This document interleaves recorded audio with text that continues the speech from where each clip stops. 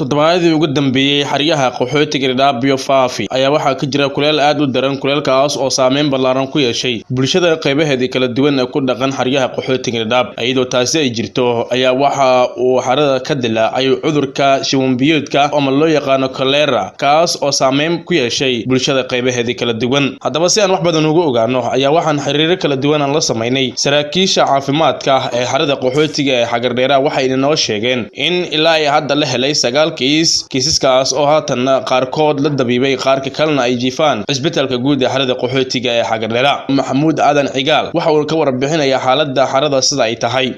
waxaan isgaal hay'adda promotion ka shaqeeya hay'adda care Xagardheer xanuunka cholera waa xanuun bacterial ah oo nadaafad darrada laga kala qaado xanuunkan wuxuu ku faafaa qofka oo isticmaala cunto ama biyo wasakhaysan waa xanuun la daaweyn karo haddii xilliga ugu habboon la soo report gareeyo waana xanuun laga hortagi karo haddii nadaafadda fayadhowrka qofka shakhsiyadeed midda bulsho midda deegaan fayadhowrka cuntada fayadhowrka biyaha haddii la ilaaliyo marka waa xanuun bulshadu iyadu ay ka hortagi karto haddii uu dhacana fadlan yaan lala daahin qofka uu xanuunkani ku dhaco durbaha la geeyo goobaha caafimaadka adeegga caafimaadka hay'adaha bixiya hal marka u sheegaynaa bulshada ku nool Dadaab in sida ugu dhaqsaha badan ay fariintan caafimaad u qaataan qashinkana ay iska geeyaan meel ka fog Soomaalidu waxay dhahdaa qashinka xanuunku wuxuu ku jiraa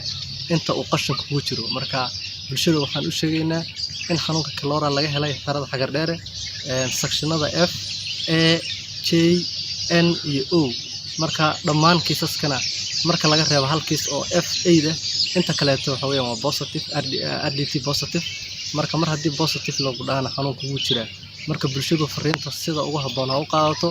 fadlan ku dadaala nadaafadda deegaanka nadaafadda cuntada nadaafadda biyaha iyo nadaafadda shakhsiga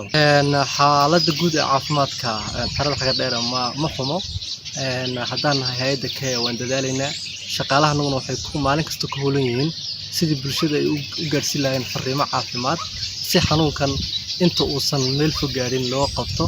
oo looga hortago inuu faafo xanuunkani dhammaan bulshadana waxaan ka codsanaynaa inay la shaqeeyaan shaqaalaha hay'adda care ee ku jira xarada Xagardheer dhammaan shaqaalahanagu waxay maalin kasta iyo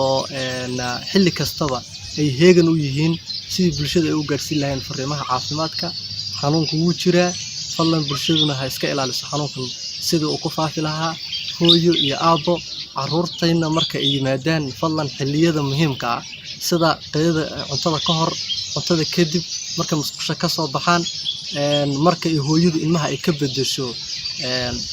bambaska inay gacanta ay dhaqdaan hooyadu marka haddii ay naaska nuujinayso intayna ilmaha naaska ina siinin gacmaha iska dhaqdo si kastaba ahaatee ma jirto wax dhimasho ah oo hadda ay sheegeen saraakiisha caafimaadka xarada qaxootiga Xagardheera iyadoo kiisaska la helay inta badan ay gaarayaan ilaa iyo 8 kiis Cabdirasaaq Kaahim Miftaax JTV xariyaha qaxootiga Dadaab